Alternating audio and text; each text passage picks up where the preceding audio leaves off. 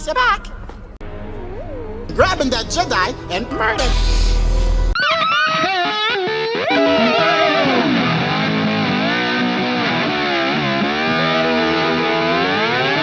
You're listening to Duck Dust FM. So last week kind of went off the rails a little bit with all Andor episode being needlessly inserted, a bunch of Coruscant lollygagging to fill time. But this week I had hoped for somewhat of an improvement. So did we get one? Not yet. Will we ever get one in Disney Star Wars? So this week's installment of current Star Wars thing show that's just been filler for the next show, but was actually previously billed as what everything's been leading to, but not really. Also, you'll find out in Ahsoka, but you had to watch Book of Boba Fett to understand this, but you also, in context, have to watch The Bad Batch to understand. We pick up back in the Mandalorian universe, where GW has to start his Mandalorian training by fighting the kid from the first episode. See, I told you it was important. The kid asks why Grogu doesn't have a helmet, even though he could probably fit inside one, and we proceed to get some of the worst CGI since, 2 episodes ago.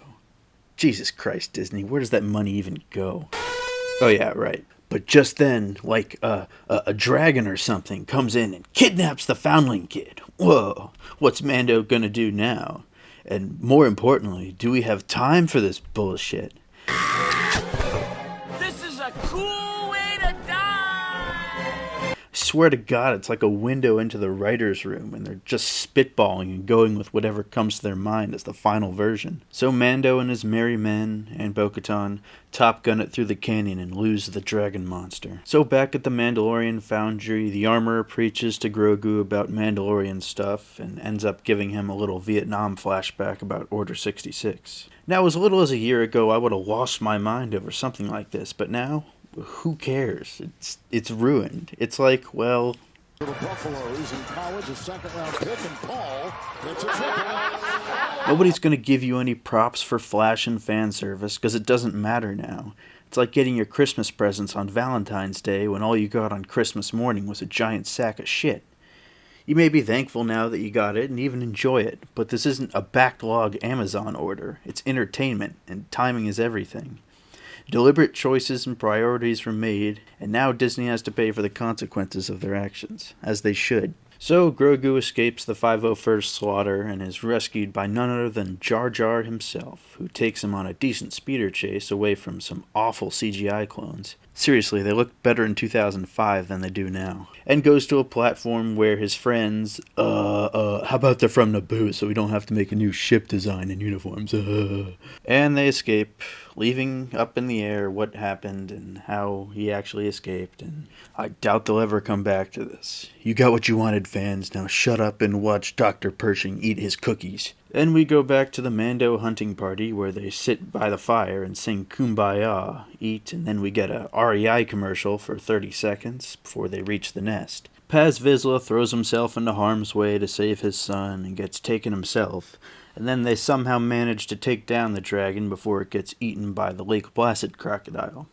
And the Mandalorians kidnap its babies for a How to Train Your Dragon spinoff that I'm sure we'll spend pointless amounts of time on in the next episode. And the episode ends with Bo-Katan telling the armor she saw the mythosaur, and she's like, yeah, okay, lay off the death sticks, bitch.